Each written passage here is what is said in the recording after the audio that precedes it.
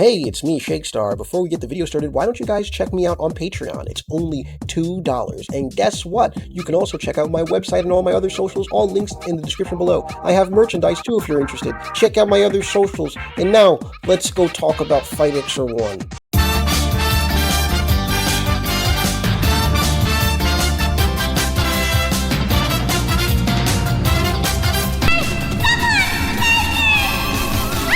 Tell me if you ever heard this one before. Aliens are trying to invade Earth and it's up to an unwilling schoolgirl to stop them. Original concept, I know. Now that's me being cynical, but Nagisa is just your average everyday Japanese schoolgirl who gets tasked by an alien named Ixer One to synchronize with her in her mech, the Ixer Robo, and defeat the invading alien army called the Cthulhu, or in the English dub, the Cthulhu Wolf. But that sounds stupid, and I'm not going to say that. The Cthulhu are using a parasite named Venoms to infect humanity and replace them with these monsters. It's not as simple as defeating the bad guys and calling it a day. The Cthulhu army has interpersonal relationships with one another, so battle against Ixer and Nagisa comes from a personal place. Love, violence, grief, lesbians, and body horror. Strap on, because today we're looking into a 1985 classic.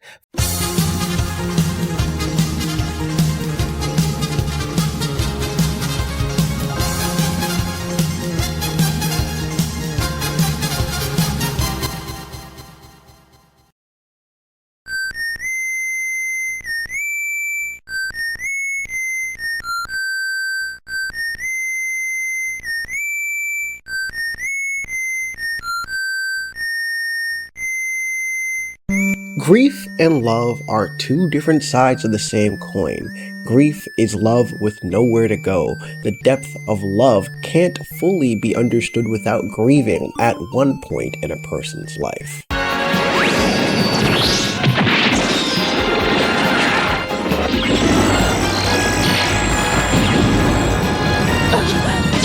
Created by Aaron Ray and published in a popular HENTAI magazine, Lemon Party. Lemon People, that's a completely different thing. Lemon Party's a completely different thing. Ixer One was published in 1983.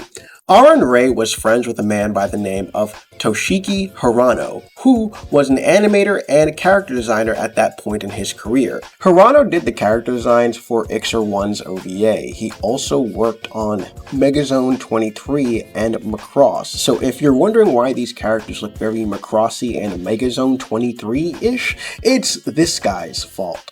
Hirano picked up directing, writing, and character designing for Fight Iczer One. Also, I thought I mentioned that Ixer One is Hirano's first time directing. He'd later in his career direct the other two Ixer sequels, which we'll get into another day, and Devil Lady, the TV series. To my most loyal subscribers, you are never getting that Devilman Demon Bird review. I'm joking! Stop! The early 80s must have been a busy and stressful time for Hirano. Megazone 23's troubled production turned a 26-episode series into an 80-minute OVA. Space Punch's anime, while in production, got cancelled, and Macross's animation team were packed with work on Macross, Megazone 23, and Macross's sister series, Super Dimension Century Orgus. I like saying that word. Orgus! With mech designs by Hiroaki Motoiji, Shinji Aramaki, who also did mech designs on Macross, and a young, fresh out of high school Masami Obari. And if you didn't know who he is one of the most impressive character and mech designers of the late 80s and early 90s. An emphasis on the early 90s because, oh boy, the late 90s was rough. With this star-studded team of young animators, Fight Iczer One took form in a 3-episode OVA that spanned from 1985 and concluded in 1987. Fight Iczer One was a humongous success. I couldn't get exact numbers on the sales, but it was so popular that there was buzz about it amongst early Western otaku. I fell in love with this shoujo. when I saw her naked bod in the Ixer pod. Kimi o Daisuki o. Funny enough, the official English dub would be released a year later after this little cute cringe gem was created.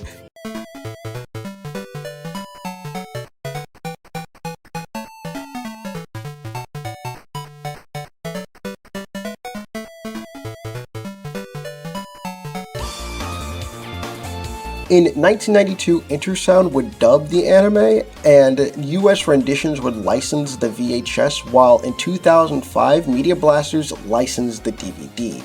I will say, if you are journeying to purchase this anime, and I do mean journeying, you're best off buying the VHS since its initial DVD release and a DVD re-release Fight Iczer One Complete are completely overpriced in my opinion, but that's just me. Spend your money how you feel. What I'm trying to say is, I'm fucking broke. Please donate to my Patreon.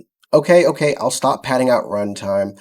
When watching Ixer One, my co-writer Rach and I were discussing the anime's themes, qualities, and the things we liked and the things we just weren't the biggest fans of. But first, let's talk about something really fun. Let's talk about... Will the might of its fearful strength crush Ixer One? What will be the fate of Nagisa and Sayoki, and of the Earth? For if they fail, the planet is doomed. You must be brave, Nagisa. Keep fighting, Ixer One!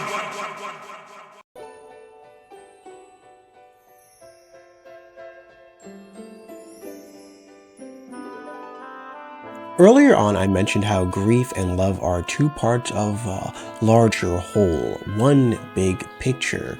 It's not a new or even unique thought to associate the two emotions, but I like the sentiment that grief cannot truly be understood without the base knowledge that it comes from love.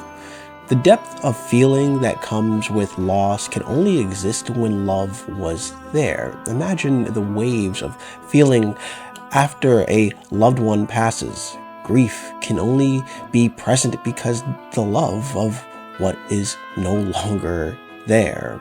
Now, what exactly then is love? M. Scott Peck defines love in The Road Less Traveled as an act of will, namely both an intention and an action. Will also implies choice. We do not have to love. We choose to love.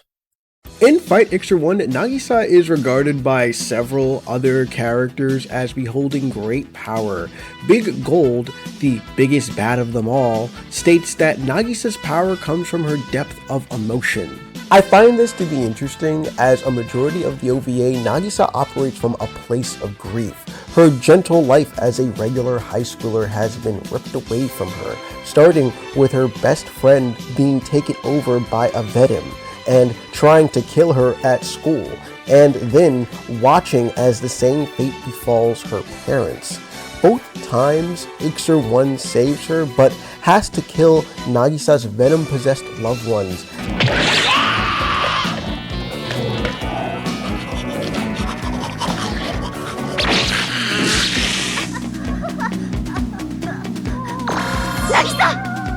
Ixer One has to then explain to an already shocked Nagisa that once a person is overtaken, they are already gone. Nagisa is then forced to help Ixer One by fighting alongside her in Ixer Robo against the Cthulhu and Venoms. Nagisa spends the first two episodes of the OVA crying, screaming, and even when given the chance, about to run away. I think it's worth noting that she is acting how any normal person would likely act given the circumstances of this particular adventure. She is extremely defiant. It's also worth pointing out that Nagisa's importance to the whole scenario is literally due to Ixer One's U-Haul lesbian tendencies. Well, bye. If you get into too much trouble, then I'll come back to help. Wait! Why have you selected me? Because I love you.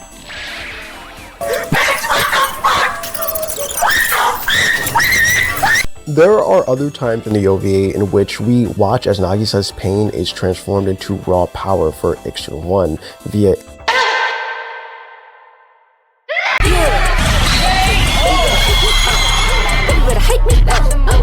such as when Ixer 2 attempts to squash the little girl Sayo. It appears to be a recurrent theme that Nagisa feels emotion deeply, namely love. Except for Ixer 1, because this anime is too scared to admit that these two are essentially gay for each other. And it's through Ixer 1 saving the girl Sayo that Nagisa and Ixer's relationship actually starts to grow. Love in and of itself is a big theme of this anime. Sepia is also motivated to fight due to the death of her partner, Cobalt. We see Sepia and Cobalt kiss and canoodle in the first scenes of the first episode, and we also see Sepia grieve her death and swear to avenge her partner. Sepia herself as a character parallels Nagisa in the first 2 episodes of the OVA in a sense that they each are dragged into a fight that they weren't participating in and fight their respective wills through grief. Each one of them finds their reason for fighting to be from an urge to avenge their respected loved ones. It isn't until Ixer 2's fuck them kids attempt to squash the little girl in episode 2 that Sepia's own motivations falter. I'm not sure if she just didn't realize that total world annihilation included children or what, but this particular event changes her strength and ability to fight alongside Ixer 2 as she reconsiders what it is required of her to truly avenge Cobalt.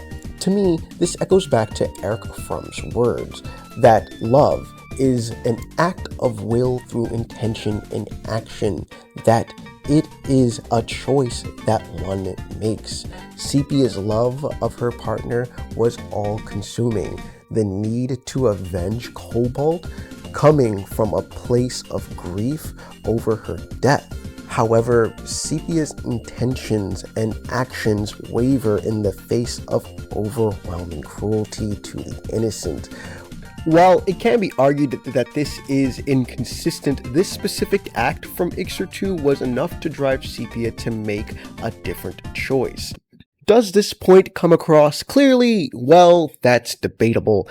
I do think that what the anime is trying to say about love as a motivating force is interesting. It makes me want to read the manga to see if it's explored further or more explicitly, but I have 90 different anime I have to watch. I do also think that it doesn't entirely come across clearly what is being said about it. The work itself takes itself very seriously and asks you, the viewer, to take itself seriously as well. This would be made easier if the plot, characters, backstories, and motivations were further explored in the 90-some-odd minutes of the runtime.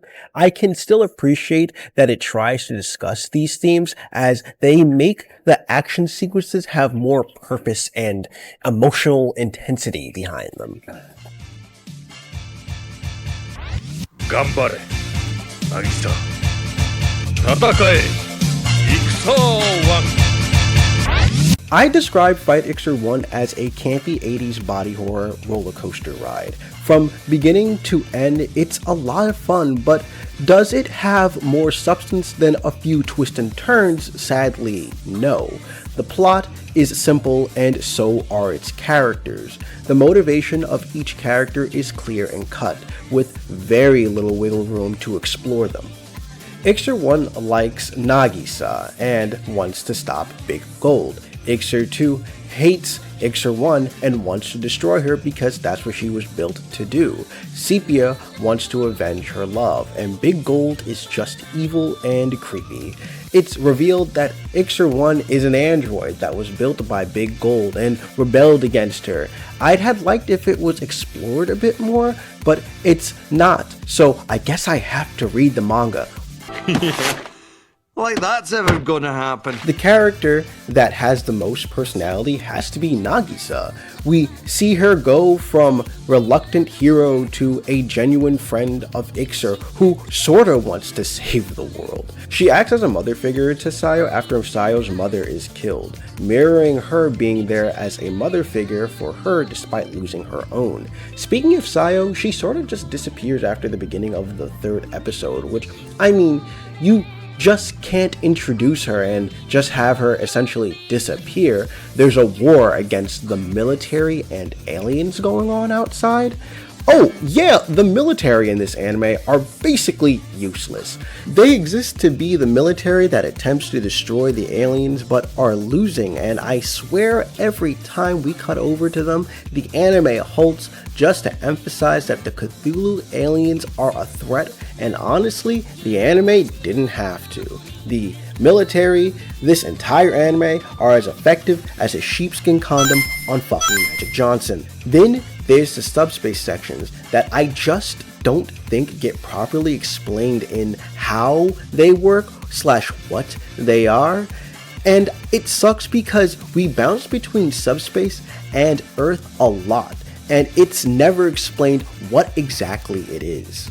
And the thing I dislike the most has to be the Superman 2 ass ending.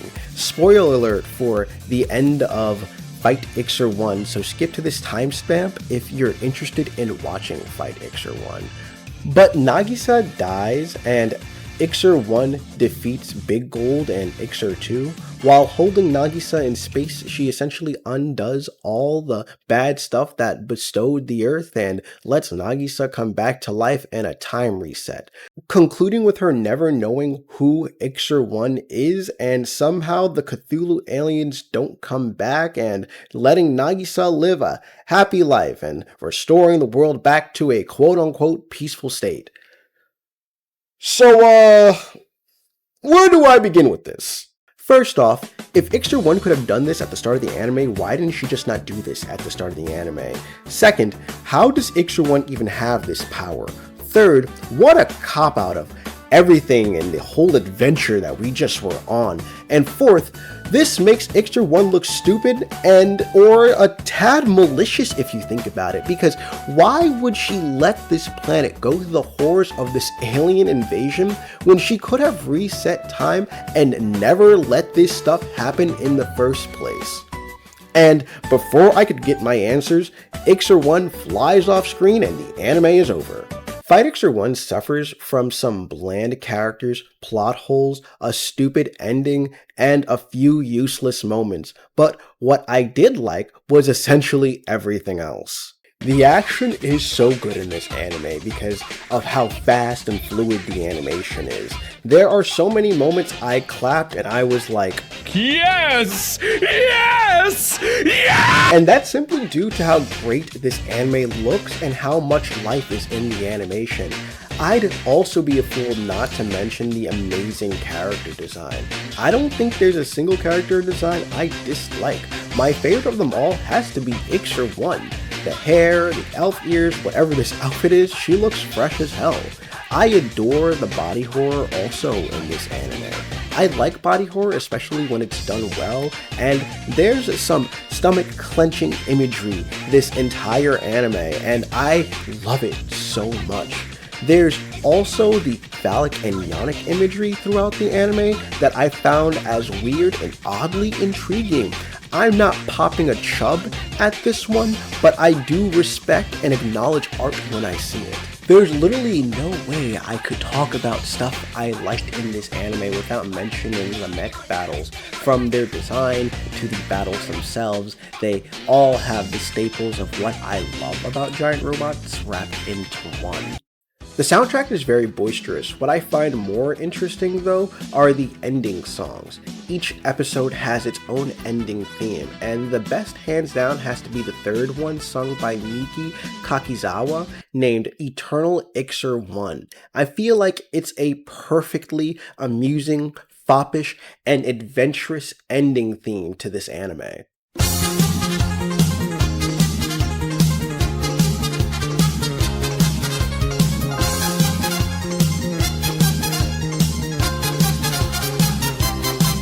Fight Iczer One is an anime that takes itself seriously, making each battle, corny line, and horrifying moment more impactful. There's never a moment in which the anime stops to look at the camera and say, "Can you believe what's going on?" which I appreciated a bunch. Overall, minus a few of its problems, Fight Iczer One is a fun anime, far more concerned with making sure you enjoy your time with the action scenes and battles than expanding on its themes of grief and love. Would I recommend Fight Iczer One? Yeah, if you're a fan of 80s anime, you've probably heard of it, and if you're trying to dip your toes into retro anime, this anime would be a perfect start in my opinion. It doesn't do too much, but it doesn't do too little, which is nice to see that it's competent enough to find a balance in how it vibes out. But overall, Fight Iczer One is great. Not my personal favorite, but I'm happy it exists and I got to watch it. So, stay in school, eat your 3 meals a day, and keep fighting Ixer One.